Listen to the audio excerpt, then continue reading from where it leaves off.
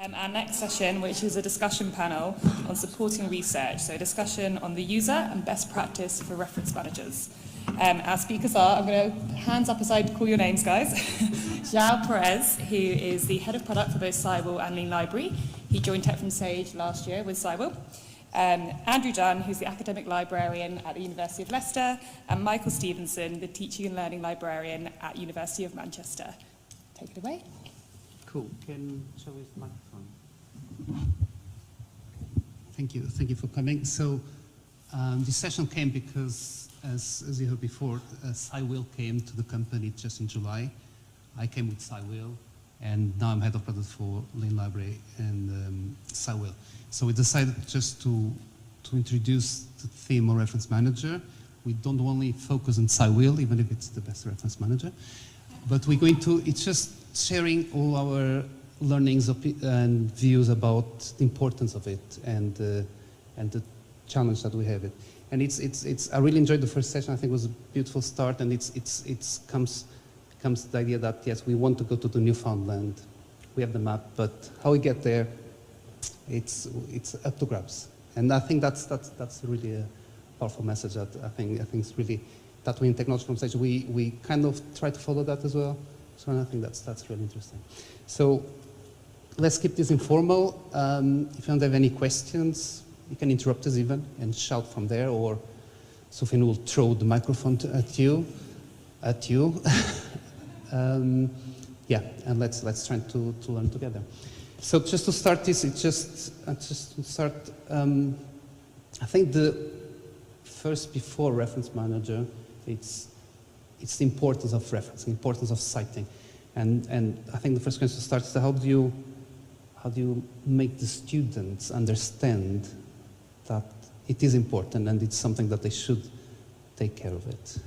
And in fact, that kind of touches upon what Helen mentioned at the start of students seeing a shortcut and wanting to take that shortcut for good reasons. So they see that you can use a reference management tool. It will insert things in the right format, the dots and dashes and italics, which they think is the really important part because that's what they're going to lose marks for, not really about gaining marks, about losing marks, but not really understanding that until you know when and where to put a citation in, until you know what to cite, the tool's not going to really help you. So at my institution, we teach open sessions where you can come along and learn how to use EndNote, and sessions on introduction to referencing as a kind of academic writing practice, as well as sessions within faculties and within programs. And in those sessions, you will get requests from academic staff. Can you teach these people how to use EndNote or use EndNote Online or Mendeley or whichever product? But not asking me to teach, well, are you really confident that the issue is they're not using a reference management tool? Because it's often, I get called in because there's an issue, even though we would like to feel that we don't operate on that kind of model, but it often is because there's an issue. And I think it's not just students, but also academic colleagues who are not recognising that perhaps. The problem is that your learners are not confident with using information and not confident and don't have enough understanding of when and where to use that information. And it's not actually a deficit in understanding how to use a tool. It's about handling information within their academic writing. So typically I would make that push back and at least make it a session where good academic writing practice was incorporated into, here's how you click the right buttons to do the right thing. So that would be typically our approach at Manchester. In Leicester, most of that work's done in academic departments, so students come to the library when they've had problems with referencing, but with the technicalities of it, with the commas and the full stops, etc. And then we often get requests from students to learn a reference management software because they think it's a shortcut to referencing and understanding how to. And I always have to tell them that it's not, that you do need to know your style and you do need to learn. It's not a replacement for that. because the reference manager will make mistakes, and you have to be able to recognise the mistakes before you hand in your work and do something about them. Yes, we spend a lot of time talking about that when we first meet. Also, they're usually quite shocked at the amount of changes they have to make within the reference manager once they've imported something, especially from a discovery tool we found, and books from a discovery tool. The metadata does not come through properly quite often. The students are often surprised at how much time they've got to spend within the reference manager actually correcting the import so that they can make their references work properly. Can I just touch upon one more thing? Because I realised hearing myself, I sounded quite harsh about the learners at our university. 2014, I did my librarian masters using Mendeley, using Google Scholar to draw in ebooks. The hours before, literally hours before handing in, having to go through and manually reduce, take out all the URLs that Mendeley had added. So this is it's something I'm guilty of. I'd still do it now probably, even though I know better. So it's not. I'm not putting anything on the learners here. I will look for a shortcut where a shortcut exists as well. Yeah, it's taking the pain and take the pain out of that. I think that's a reference manager does it. And what is a good reference manager? Is there a perfect reference manager for everybody? Because you students, PhDs, researchers, is there something that, oh yeah, this is the quality that I look for a reference manager when I go out with one? Is that exists? So pre-pandemic, my organisation supported EndNote, supported Mendeley, and we'd be fairly flexible and open to the use of other reference managers. So I teach sessions at all levels, but we have one specifically for researchers, and in that session I would typically use EndNote because that's what we pay for as our as the example of the function, but I'd be asking people to think about their workflows, to think about what they want to do, where they want to publish, the pros and cons at each stage of a workflow for each reference management tool. And I had that space to be able to say that, you know, we pay for EndNote doesn't mean it's going to be the thing that works for you. Unfortunately, since we moved to Office 365, that's not possible anymore. And so we are a little bit more one size fits all. And it's easy for me to say, I understand the ins and outs of how these things work. I moved from Mendeley to EndNote probably in 2018 or 2019. And it was easy enough for me to change my workflows because I knew why. But yeah, less easy in your research, you know, when you get into that flow of doing things, it's not easy to change. And yeah, I don't think there is one perfect way. I'll pass on to Andrew so I don't talk too much, but seeing the integrations between Lean Library and Cywheel, for example, that's where you can sensibly recommend something to someone, because if you do this, this will work for you. So those kind of integrations I think are quite important. I would say there isn't an ideal one for everyone, no. I would argue, I think that RefWorks is better for undergraduates and PGTs, and EndNote perhaps for later on in your studies. RefWorks doesn't deal well with large amounts of references. So if you're doing a systematic view, for example, in a science PhD, and you've got 10,000 references to work with, then RefWorks doesn't work well with that.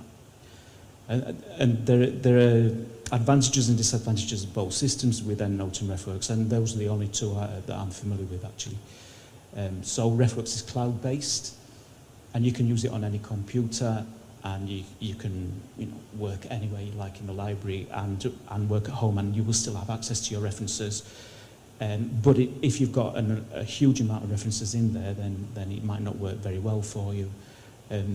EndNote, if you use that on two different laptops, sometimes the systems don't sync. and therefore you can have work missing on one of the laptops or indeed on both of them.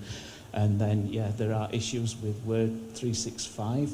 And the other issue that we're coming across in the University of Leicester is that some of our students are being given OneDrive storage, and I know it won't work with cloud-based storage, so that is becoming an issue for us, and for those people they have to use RefWorks. So if you can sort all this out for Cywheel, we'll... It's sorted already. and so you're talking about reaching out to the students, or actually, or sometimes it's the opposite. When they really need, they come to you. Is it? Do they understand when they start university? Do they understand? Oh yeah, maybe a reference manager would be something good to me to start from the beginning to collect from my reading list to add for later reading, or I might need this to cite when I'm starting to write my assignments. Do they understand that, or it's just I want to party now because it's my first week, and when I need it, someone will tell me? I think, well, I come from the University of Manchester, so there is certainly a bit of that. But I don't. Would I want all learners to be thinking about using a reference management tool again before they'd thought about, well, what's a reference and why am I using information? So we're really spotty in terms of how that message gets across, and that's at our door. What I would like to be better at, we spoke about this in the break, is ensuring that our postgraduate researchers and our early career researchers have an understanding of this before they set out, have an understanding of our support before they set out. I mean, I'm sure there are plenty of people here who've had a PGR turn up the day of submission with issues, perhaps in tears, and like that's partly on us to get that message out better, and to help them understand how it's going to fit into workflows that are incomplete and are being developed as they're going along. Be able to trigger those thoughts in, and I think that's what I'd like to do better at. Yeah, I don't think students come to university, whether the traditional or non-traditional students, they don't come to university knowing about bibliographic software at all. They're recommended it usually by their lecturers. Sometimes departments ask us to teach RefWorks or EndNote the week after induction, and we deliver training at that time for them, so that at least they're aware of it and they can start using it if they want to. Sometimes the academics recommend it to students when they've struggled with referencing. And sometimes if we've got time in our inductions, we will mention that the fact that there is bibliographic software and it can be used, although some of our inductions are very short and we don't have time to do that. What we've got to do is be open to people's needs, so that they can come to us either as a group or on an individual basis and say, I need to know how to use this software, can you teach me how to use it? And that's the sort of service that we would provide. We would teach the software at the point of need. At the point where the student, it's best if you teach it at the point where the student decides that they want to know about it, because that's when they'll take more notice of it and learn how to use it properly. And do you know if you're reaching them? Do you know how many students do you reach them? How many you're not? Just asking this because we had like a month or 2 months ago, we had a really interesting conversation with a librarian. She was saying, "Oh, my son did almost all his university without using a reference manager until the day I show him, oh, this is a reference manager." He said, "Wow, it's amazing! Why you didn't tell me this before?" And it's this, there are some students who do not realize that, and they just left behind in a way. Do you know that? I think Andrew's example of being asked to talk about reference management in induction week, though, shows you the problem. I wouldn't have been listening. I think you're going to get a picture that I wasn't the best student in the world. I wouldn't be listening, and I would feel not embarrassed as a librarian standing in front of people, but I would know that this is not what you need to know right now. And there isn't a perfect point.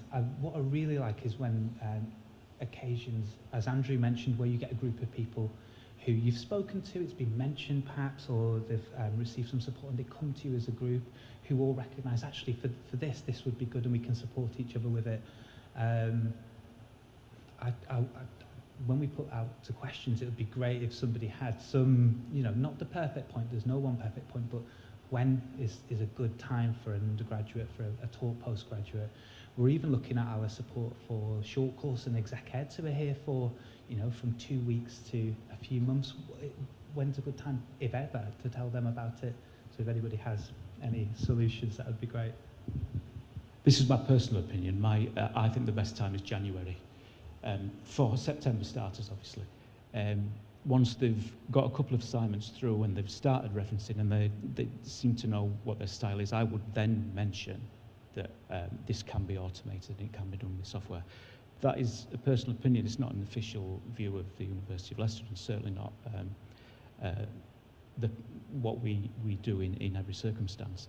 Sorry, what was the question? I forgot the question. How do you know that you're reaching people that needs more, and yeah, no one is left?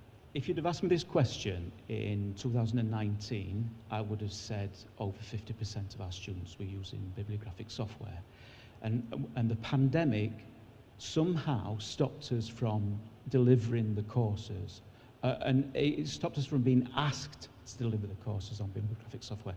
We used to systematically teach it to almost anyone on any course, and now we hardly teach it at all. We do it on an individual basis. So I would say a very small proportion of people at the university now use it in undergraduate courses, perhaps a few more in PGTs because they've had UG experience, and then PhDs would tend to use it more often. But for the younger students, or the students at the beginning of their academic career, I'd say quite a low number now. Do you know why?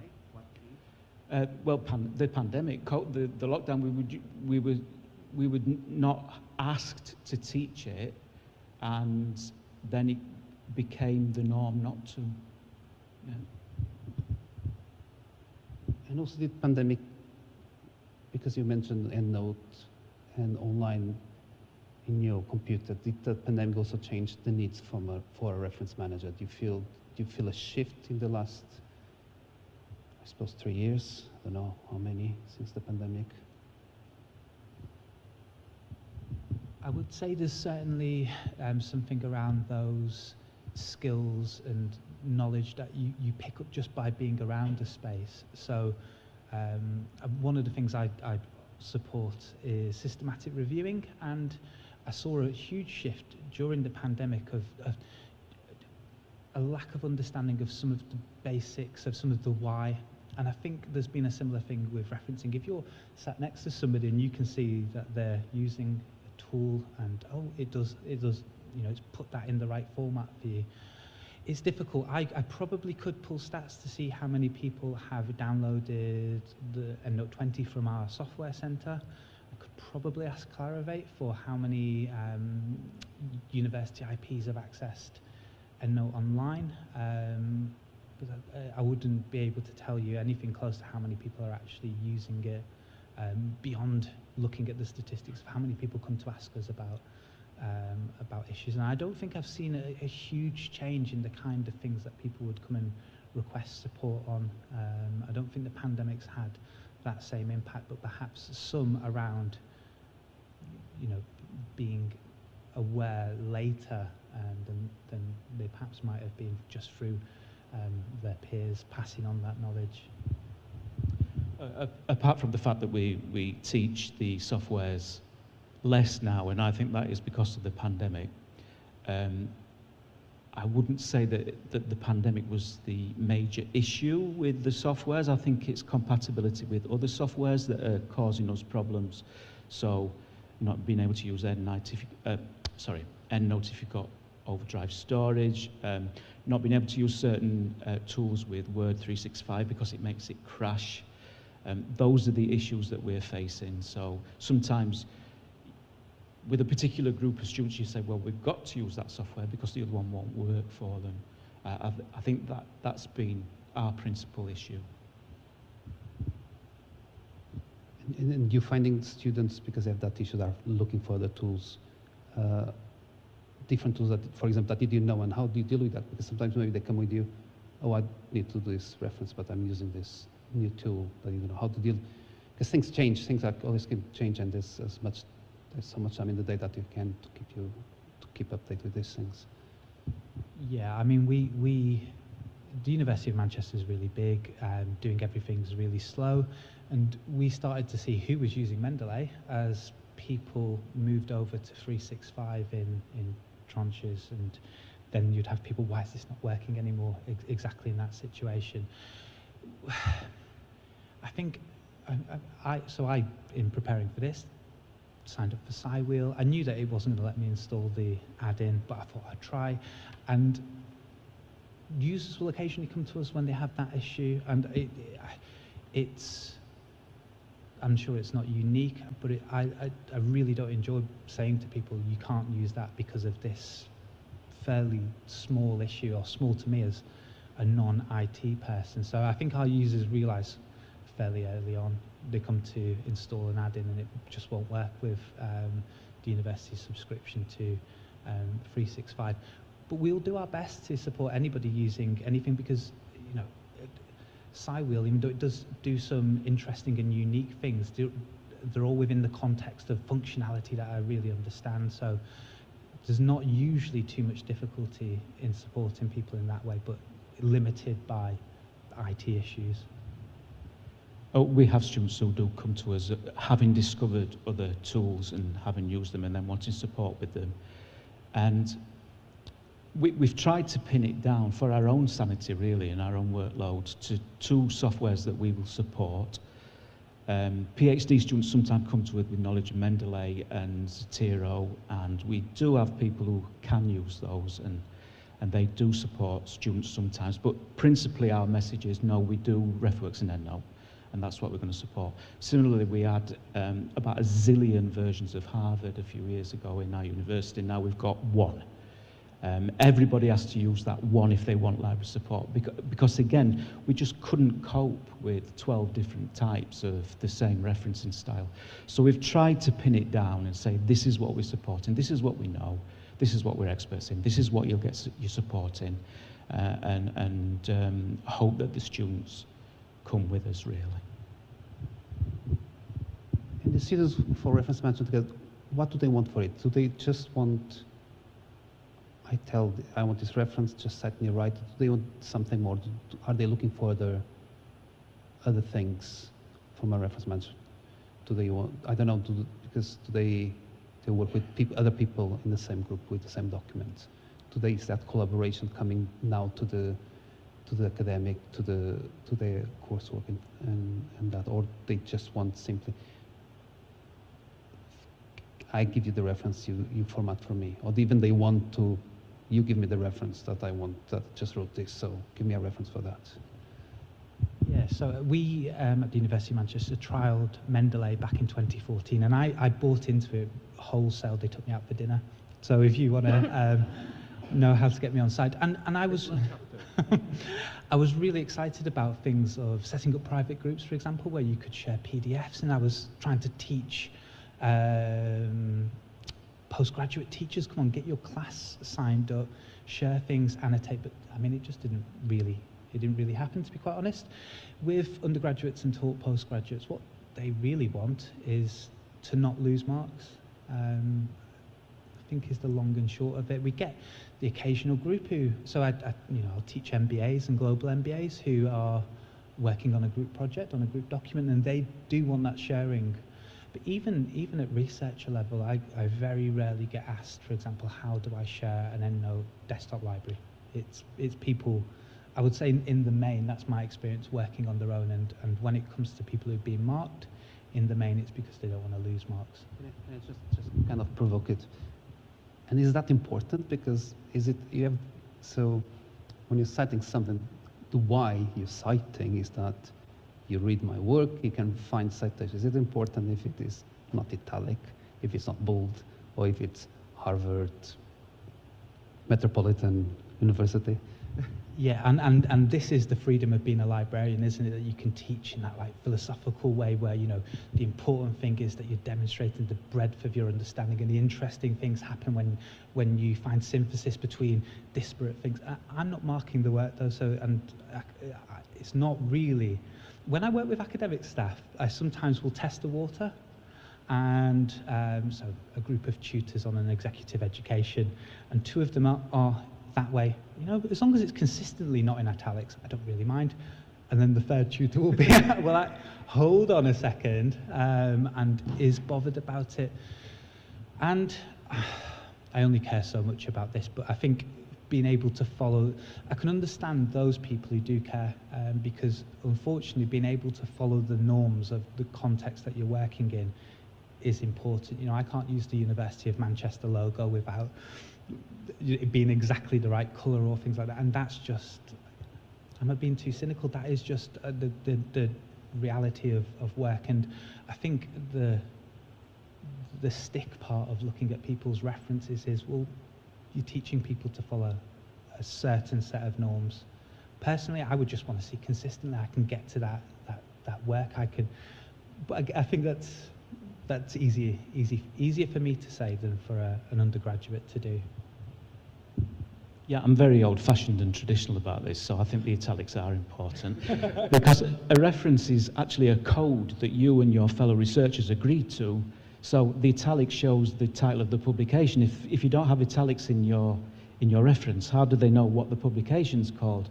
If the date's in the second element in one reference and then right at the end in another one, how do they know what you're trying to tell them? So it is important that you stick to the code so that you all understand each other.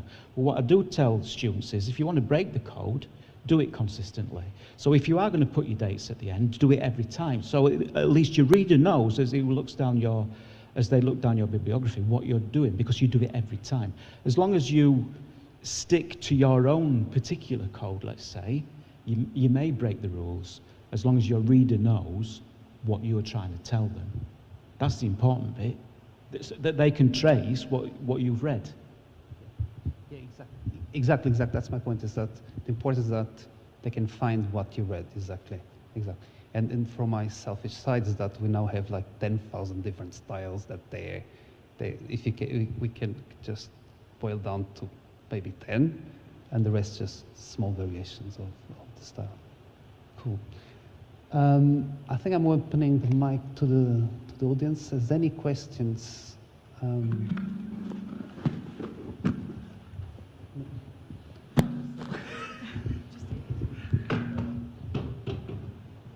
Got two to choose from. Sorry, I was just really interested in when you were talking about your patrons coming to you with other tools and whether or not you support them. And we've noticed, like in the last year, just an explosion of tools for researchers and students, some of which are reference managers, but some of which are more like knowledge graphs or like literature review things like that. But they often include basic reference management. I mean, do you support all of those? What do you do about that huge number of tools out there? And what's your policy? Do you try to like keep your knowledge of them? Do you just say, like, it's kind of over to you? I'm just really curious.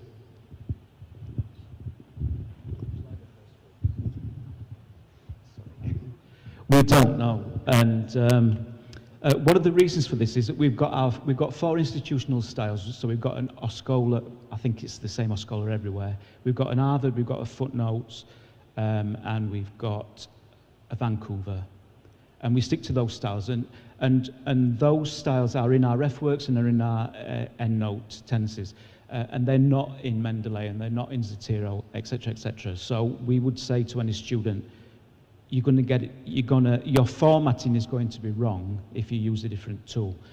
And as I said, for our own sanity and our own workload, we're trying to nail it down to these softwares and these styles, and those are the ones that we'll support. Yeah, I think think a slightly different approach, but in part because at the University of Manchester, trying to wrangle the different styles that people are using is near impossible. We have academic staff who'll say, oh, just use whatever style you want as long as you do it consistently. We would do our best to support things. So, for example, from 2014 until 2018, 2019, I used Mendeley, and I'm not too embarrassed to say that I would recommend to I would recommend to those users to do the same thing that I did, which is use the Manchester Metropolitan University style, which is very, very similar to the University of Manchester style, but with a difference how you display page numbers, for example. So for some things we'd have workarounds. For some things we'll just do the best that we can. And a limit working at a university like Manchester is that I very rarely can get the software or get the tool to be able to replicate your issue. So that would be my caveat. I'll do my best to support you. And you know, we always say, we use support EndNote, we pay for EndNote, please use EndNote. But beyond that, we'll just do our best. We don't get as many inquiries about that as you may think, and it may be because they come up against that barrier as soon as they try to use Word 365.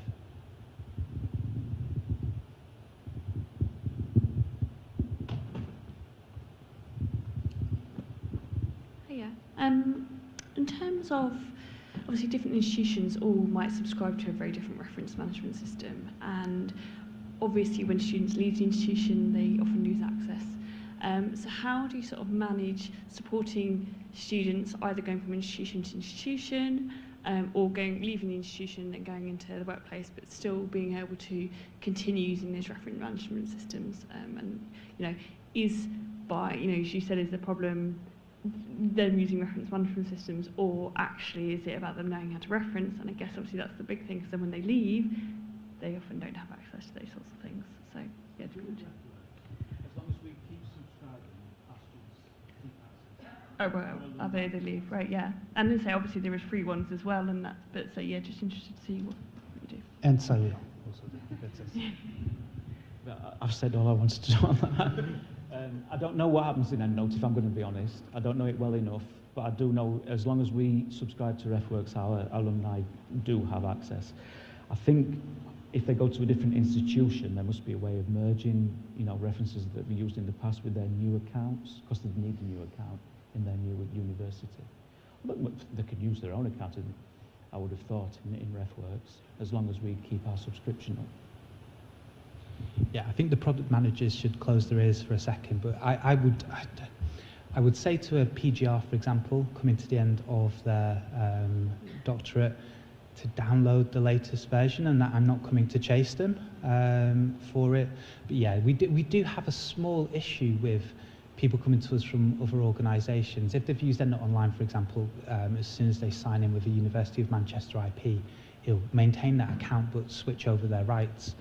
The bigger issue, though, is exactly what you said. They've got used to using, I don't know, they've been using APA 6, and they've got used to it, and it's just sometimes the small changes are the worst, and that's the bigger issue. So I think you're right in saying it's less an issue about the tool, about workflows, but about that uncanniness when you look at it and think that doesn't look right, but I've got to get used to it.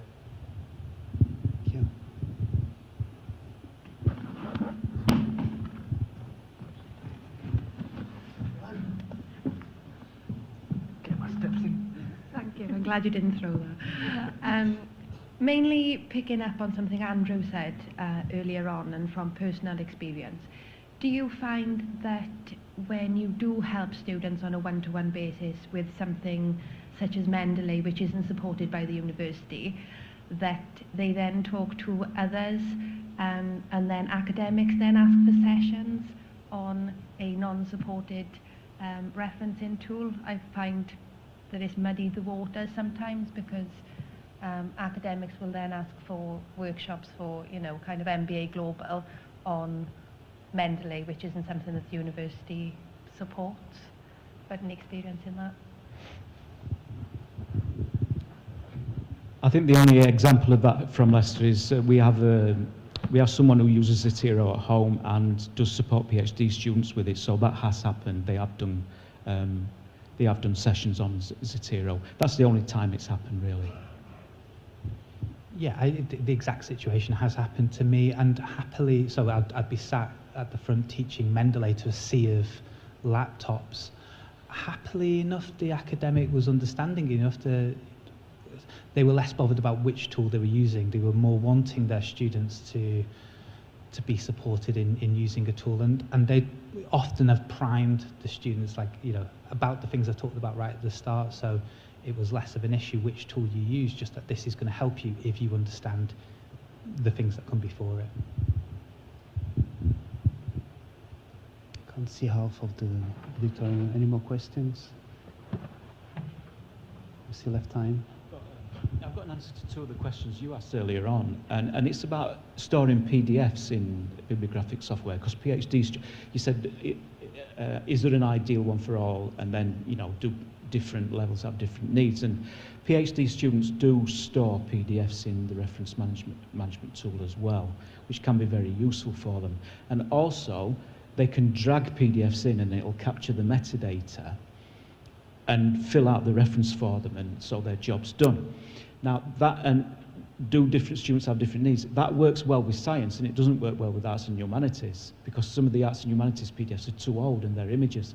So if SciWheel could sort that out, just putting that up for... Yeah, it's life science has PubMed, and social science, they don't have a good database.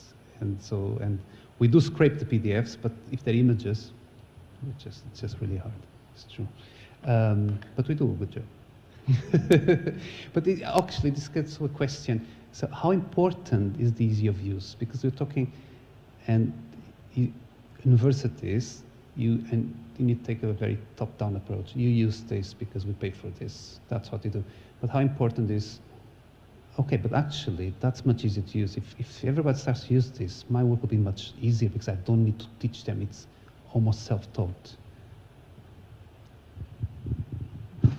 That's a tough one to answer. I mean, I have limited clout at the university of what we use. I fought for about 18 months with IT to allow users to add plugins, even on a case-by-case basis.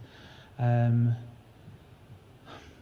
I don't think I'm the person to answer it. We will always support people, but they're not enabled to go through the whole of the workflow. So I'm sorry to say, limited purpose to using SciWheel if you then can't use it with your institutional 365. Beyond that, I would, as I say, I like it. I like some of the workflows, similar to some things that I would do that EndNote don't do very well. So yeah, lobby the people above me.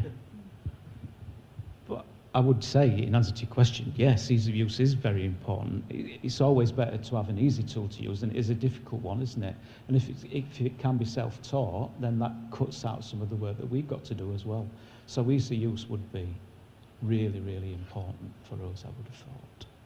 Can you count on to renew the contract, say, look, this tool's much easier to use, it'll be much easier for me if we got this one. Like Michael, I've got no clout really. I can recommend to IT services or to library management, but I couldn't say we're having that. I think the really important thing is integration, where you were speaking earlier. That's where the leverage is gained. If we're using Lean Library, well, I think that's the... I don't know if anyone wants to add to this, any personal experience.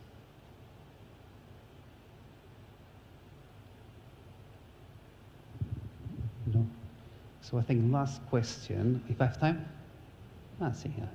Last question is, so, and if you see we're all talking about AI, ChatGPT, all these things, do you start to feel that, start to